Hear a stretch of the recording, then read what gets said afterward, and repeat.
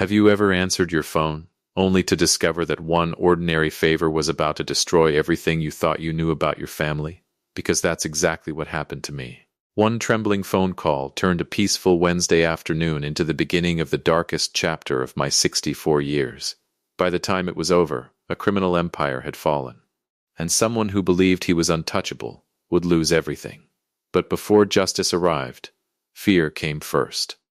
If you've ever wanted to see evil finally pay the price, take a second to like this video, subscribe to the channel, and stay with me until the end. Because today's story proves that karma never forgets an address. My name is Harold Bennett. I'm 64 years old, happily married to my wife Margaret, and until that week, my biggest concern was whether my tomato plants would survive another heat wave. Life was simple. Morning coffee on the porch, crossword puzzles with Margaret, weekend fishing trips, complaining about my aching knee every time it rained. Nothing exciting, just the way I liked it. Our son Ethan and his wife Claire had recently left for a 10-day vacation along the coast. Before leaving, Ethan called with a small favor. "Dad," he said, "could you stop by every couple of days? Water Claire's flowers, bring in the mail, just keep an eye on the place." I laughed. "So basically you're trusting an old man with your entire house?" "I trust Mom," he replied. Very funny. When I visited 3 days later, the house looked dusty and neglected. Mail covered the entry table, pollen had settled across every windowsill, and Claire's prized garden looked like it had already surrendered to summer. Trying to be helpful, I hired a local cleaning service. It seemed like the kind of decision any father would make. Simple, responsible, completely harmless. Or so I believed. That afternoon, while Margaret was beating me at another crossword puzzle, my phone rang. Unknown number. I almost ignored it. "Hello?" A woman's voice answered, but it wasn't cheerful. It shook. "Mr. Bennett. This is Rachel from Bright Home Cleaning." "Yes?" There was a long pause. Then she whispered, "Sir, I think there's someone trapped inside your son's attic." Every muscle in my body tightened. "What?" I heard crying. She struggled to breathe. I searched every room. The television isn't on. The sound is definitely coming from upstairs. Someone is crying behind a locked door. A cold wave rolled through my chest. Not panic. Not yet. Something worse. The kind of feeling that tells you life has just divided itself into two parts. Everything before this moment, and everything that comes after. "I'll be there in 5 minutes," I said, grabbing my truck keys. "Whatever you do," I paused, hearing my own heartbeat pounding in my ears. "Don't go back inside." I had no idea that those words would be the beginning of a secret buried for more than 40 years, or that before the week was over, someone would force me to choose between protecting my family and destroying a monster who believed he could never be stopped. I reached Ethan's house in less than 5 minutes. Rachel was standing beside her small sedan, arms wrapped tightly around herself despite the summer heat. Her face had gone pale, and her eyes darted nervously toward the house as though she expected someone to step out at any second. The moment I got out of my truck, she hurried toward me. "I'm not imagining this," she whispered. "I know you're not," I replied. I wanted to sound calm. Instead, my voice came out rough. Together we walked to the front door. The house was unnaturally quiet. No television, no footsteps, no voices, only the soft hum of the refrigerator somewhere in the kitchen. Then, I heard it. A faint, broken sob. Someone was trying desperately not to cry loud enough to be heard. My stomach twisted. Rachel looked at me with terrified eyes. "You hear it too, don't you?" I nodded. "I'll go upstairs." "No," she said quickly. "Please don't go alone." I looked at her for a moment. She was frightened, but she hadn't run away. That alone told me everything I needed to know about her character. "Stay behind me." Each step up the attic staircase felt heavier than the last. The crying became clearer. Whoever was behind that door wasn't simply upset. They were exhausted, broken, terrified. At the top of the stairs, I stopped. A thick wooden door blocked the entrance. Then I noticed something that made my blood run cold. A steel slide bolt, mounted on the outside. Someone had intentionally designed that door so it could be locked from the hallway. I stared at it for several seconds. Who would build something like this, and why? My fingers trembled as I slid the bolt aside. The metal scraped loudly through the silence. The crying stopped instantly. I rested my hand on the doorknob. "My name is Harold," I called gently. I'm Ethan's father. I don't want to hurt you. For several seconds, nothing. Then a tiny voice answered from inside. Please don't call the police. My heart skipped. There really was someone inside. Slowly, I opened the door. The attic wasn't filled with old furniture or dusty boxes. It had been converted into a hidden room. There was a small mattress in one corner, a reading lamp, stacks of books, bottled water, canned food, blankets folded neatly against the wall. Someone had been living here. Not for days, for months. Curled against the far wall sat a young woman, no older than 25. Her blonde hair was tangled. Dark circles surrounded tear-swollen eyes. She wore an oversized gray sweatshirt that clearly didn't belong to her. The fear in her expression wasn't ordinary fear. It was the look of someone who had spent so long hiding. She no longer believed the world contained safe people. She flinched as I stepped closer. Please, she whispered. I'm begging you. Don't tell anyone you found me. I looked around the room again. Nothing about this made sense. My son, the boy I had raised to respect people, would never imprison someone. At least, that was what I desperately wanted to believe. I swallowed hard. If Ethan didn't lock you in here, I asked quietly, then why are you hiding? The young woman lowered her head. When she finally looked back at me, tears rolled silently down her cheeks. My name is Lily, she said, and the people hunting me, they're coming for your family next. The room fell completely silent. I stared at Lily. She stared back at me, her eyes swollen from weeks, maybe months of crying. For a long moment, neither of us spoke. Finally, I pulled an old wooden chair closer and sat down, keeping several feet between us. I'm not calling anyone, I said softly, but you owe me the truth. She took a shaky breath. You deserve that. Her hands trembled as she wrapped them around a cup of water. My father testified against a very dangerous man over 40 years ago. My eyebrows knitted together. He exposed a criminal organization that had been laundering millions of dollars through businesses all over the state. She swallowed hard. The boss went to prison, but he never forgot. A chill crawled down my spine. What was his name? Lily hesitated. Then she whispered two words that made my heart nearly stop. Victor Kane. The name hit me like a freight train. My chest tightened. I hadn't heard that name in decades. Not since I was 22 years old. Back then, I had worked as a junior bookkeeper for one of Kane's construction companies. At least, that's what I believed it was. I was young, naive, desperate for a paycheck. I filed invoices, balanced accounts, never asked questions. Until one afternoon I noticed numbers that didn't make sense. Large sums disappearing, fake companies, cash moving through accounts that didn't exist. The office suddenly felt dangerous. I quit the very next week, never looked back. Or so I thought. You knew him, Lily whispered. I nodded slowly. For 6 months. That was enough. She looked down at the floor. My father helped send Victor Kane to prison. But before he testified, he copied everything. What do you mean?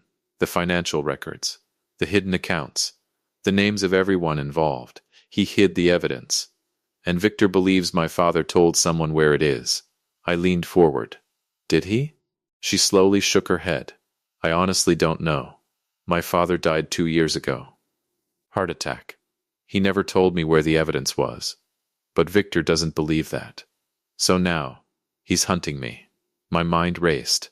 Ethan, Claire, how do they know you? A faint smile appeared on Lily's face for the first time. Claire is my cousin. When men started following me, I called her. They didn't hesitate. They built this room in 3 days. They bought groceries under fake names. They paid cash for everything. They've been risking their lives just to keep me alive. A lump formed in my throat. My son, the little boy who used to cry over injured birds, had quietly become the kind of man willing to risk everything for someone in danger. Pride filled my chest. Then it turned into anger. Why hadn't he trusted me? Why keep this secret? Before I could ask another question, my phone buzzed. It was Ethan. Dad. His voice sounded cheerful. We just landed. Everything okay at the house? I looked at Lily. She stared back at me with absolute terror. My mouth suddenly felt dry. No, I answered quietly. Son, we need to talk. There was a long silence. Then Ethan spoke again. His cheerful voice was gone. You found her. It wasn't a question. It was the voice of a man whose worst nightmare had just become reality. I closed my eyes. Come home. Immediately when I hung up, Lily whispered something that sent another wave of fear through me. If Victor already knows you found me, he won't wait much longer. Outside, a dark gray sedan rolled slowly past the house. It didn't stop. It didn't speed up. But the driver turned his head and looked directly at the attic window. For nearly an hour, I couldn't take my eyes off that gray sedan. It never parked. It never stopped. It simply circled the neighborhood every few minutes, disappearing around the corner before returning again. Slow, patient, like a shark that already knew its prey couldn't escape forever. Inside the attic, Lily noticed my expression. They've found me, she whispered. They're watching the house. I wanted to tell her she was wrong, that it was just a neighbor, a delivery driver, anyone but Victor Kane's men. But deep down, I knew better. 30 minutes later, Ethan and Claire rushed through the front door. The vacation glow vanished from their faces the second they saw me waiting in the living room. Ethan dropped his suitcase. You found her, I nodded once. Claire didn't ask a single question. She sprinted upstairs. Seconds later I heard muffled crying as she embraced Lily. Ethan lowered himself into a chair across from me. I was trying to protect you. His voice cracked. You should have trusted me, I answered quietly. I would have helped. He shook his head. No, you would have gone after Victor. And that's exactly what he wants. I couldn't argue. Because he was right. Even now, every instinct inside me wanted to hunt the man down.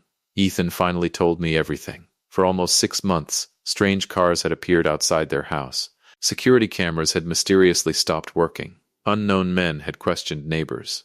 Someone had even entered the backyard one night without stealing a single thing. They weren't burglars. They were sending a message. We know where you live. Claire returned downstairs. Her eyes were red from crying.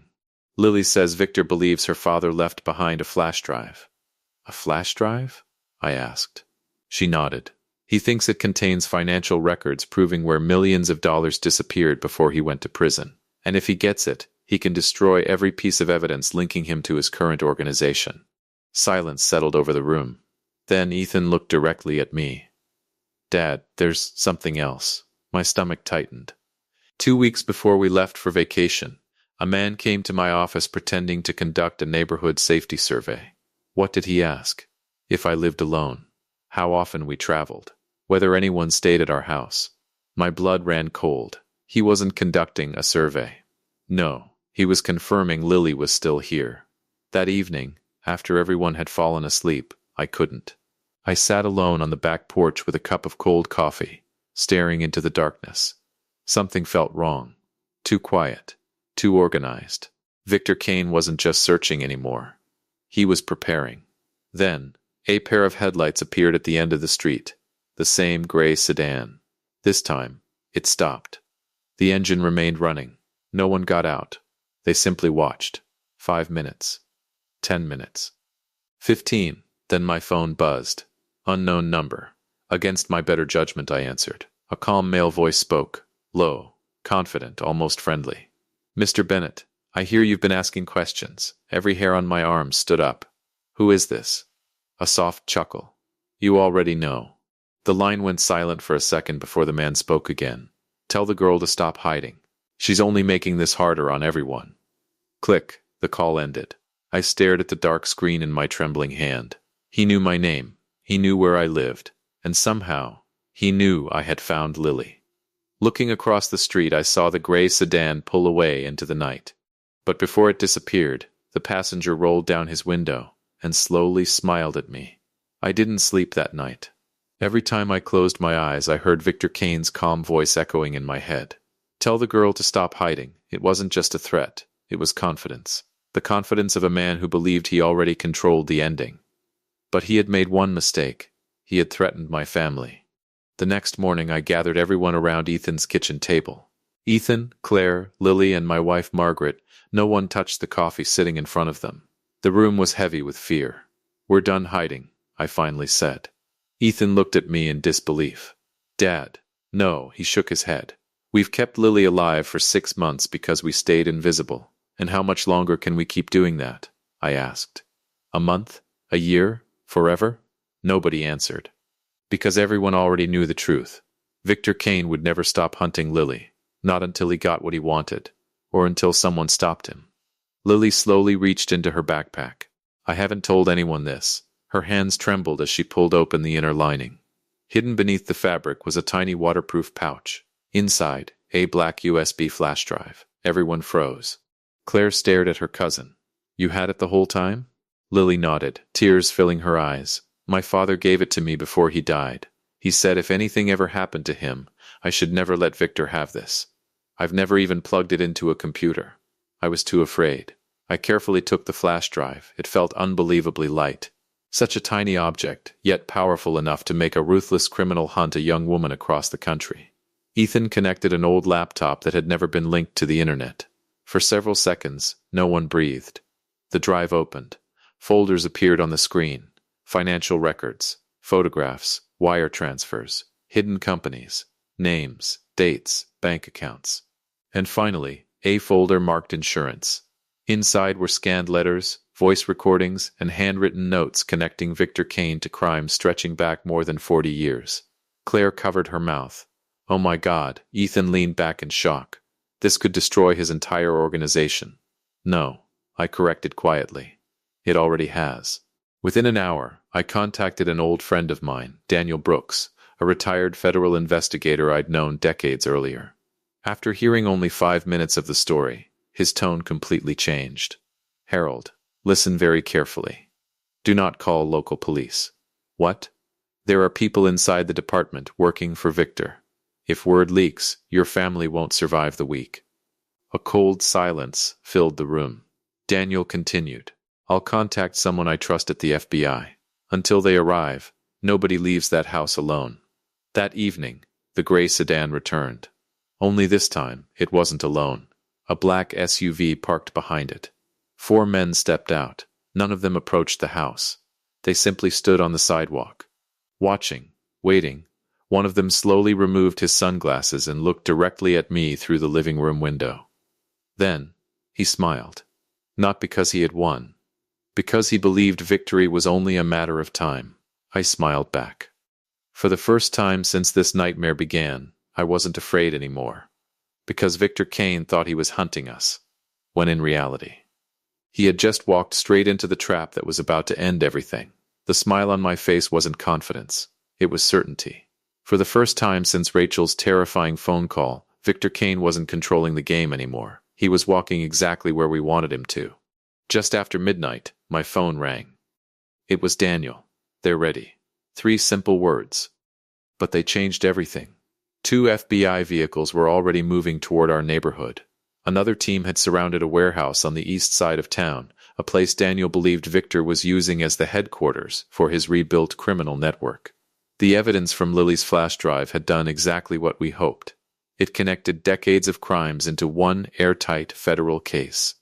Money laundering, witness intimidation, fraud, conspiracy, extortion, and enough financial records to send dozens of people to prison. But there was one problem. Victor still didn't know the FBI was coming. He believed Lily was still inside Ethan's house, and that made him desperate. At 1:17 a.m., the security cameras picked up movement. 4 masked men crossed the backyard fence. Another 2 approached the front porch. No sirens, no shouting. Just silent professionals moving through the darkness. Margaret squeezed my hand. They're here. I nodded. Stay behind me. The first man reached for the back door. Instead of opening it, he attached a small camera beneath the handle. They weren't breaking in yet. They were checking who was inside, waiting for confirmation. Exactly as Daniel predicted. Then, a black SUV rolled slowly to the curb. The driver's door opened. Victor Kane stepped out. Even after 40 years, I recognized him instantly. His hair had turned silver. His face carried deep wrinkles. But his eyes, they were exactly the same. Cold, patient, merciless, he looked at Ethan's house with the confidence of a man who had spent his entire life taking whatever he wanted. He never imagined this would be the last free night of his life. Victor raised one hand. His men started moving. The front door burst open. At that exact second, red and blue lights exploded across the street. FBI. Don't move. The quiet neighborhood erupted into chaos. Unmarked SUVs surrounded the block. Federal agents poured from every direction. "Get on the ground." Victor spun around. For the first time, I saw genuine fear on his face. His men scattered. Two tried climbing the backyard fence. Another reached inside his jacket. Within seconds, every one of them was pinned to the ground in handcuffs. Victor attempted to run. 3 steps. That was all he managed. An FBI agent tackled him onto the front lawn. The man who had terrorized families for decades lay face down in the grass, begging officers not to hurt him. The irony wasn't lost on me. One of the agents opened the passenger door of an unmarked vehicle. "Mr. Bennett, you asked to be here." I stepped forward slowly. Victor looked up. Recognition filled his eyes. "You," he whispered. I crouched beside him. "You spent 40 years making innocent people live in fear. You hunted Lily. You threatened my wife. You threatened my son." I paused just long enough for him to meet my eyes. "You should have walked away." His confident smile disappeared. For the first time in decades, Victor Kane had nothing to say. The agents pulled him to his feet. As they led him toward the waiting vehicle, he looked back one final time. Not with anger, not with hatred, with defeat. The empire he had spent a lifetime rebuilding had collapsed in a single night.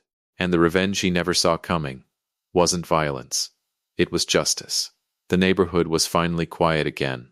The flashing lights faded into the distance as the last FBI vehicle disappeared around the corner, carrying Victor Kane away in handcuffs. For the first time in months, Lily breathed without looking over her shoulder.